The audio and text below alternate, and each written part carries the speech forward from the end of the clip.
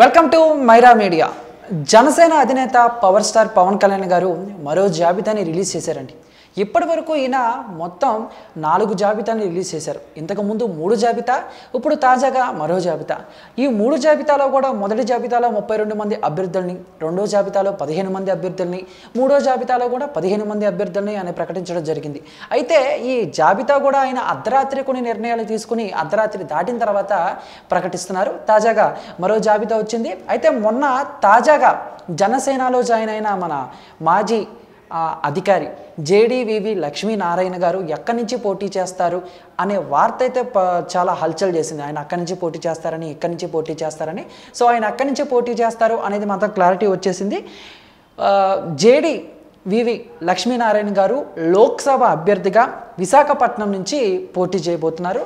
ఇక మిగిలిన వాళ్ళు అసెంబ్లీకి పోటీ చేయబోతున్నారు. వాళ్ళ లిస్ట్ ఇలా ఉంది: విశాఖపట్నం ఉత్తరం పసుపులేటి ఉషాకిరణ్, విశాఖపట్నం దక్షిణం గంపల గిరిధర్, విశాఖపట్నం తూర్పు కోన తాతారావు, భీమిలి పంచకర్ల సందీప్, అమలాపురం శెట్టిబత్తుల రాజబాబు, పెద్దాపురం తుమ్మల రామస్వామి బాబు, పోలవరం చిర్రి బాలరాజు, అనంతపురం టీసీ వరుణ్.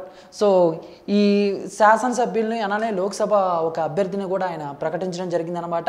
ఇక రానున్న కాలంలో ఇంకెంతమందిని ఆయన ప్రకటిస్తారో వేచి చూడాల్సిన అంశమే. సో ఇక్కడ ప్రశ్న ఏంటి అని అంటే, లోక్సభ అభ్యర్థిగా జేడీ లక్ష్మీనారాయణ గారు బరిలోకి దిగుతున్నారు. మరి ఆయన గెలుస్తారా లేదా అని చెప్పేసి ఇప్పుడే సోషల్ వెబ్సైట్లో అలాగే సోషల్ మీడియాలో కూడా కామెంట్లు ఎదుర్కొంటున్నారు.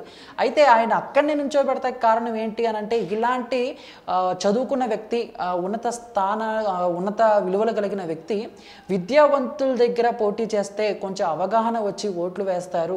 అలానే అక్కడ ఆయన బరిలోకి దిగితే మంచిది, ఆ స్థానం నుంచి ఆయన గెలిస్తే ఇంకా మంచిది అని చెప్పేసి పవన్ కళ్యాణ్ గారు ఆలోచించి ఆయన విశాఖపట్నం ఎంపీగా బరిలోకి దింపుతున్నారంట. మరి చూద్దాం రానున్న ఎన్నికల్లో ప్రజలు ఎవరికి ఓటేస్తారు, ఎవరిని గెలిపిస్తారు, ఎవరికి అధికారం చేపడతారు. సో ఇది జనసేన 4వ list.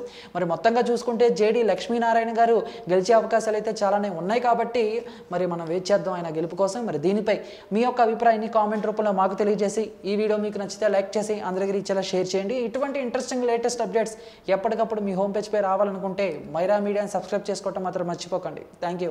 Please do subscribe Myra Media. Please subscribe Myra Media.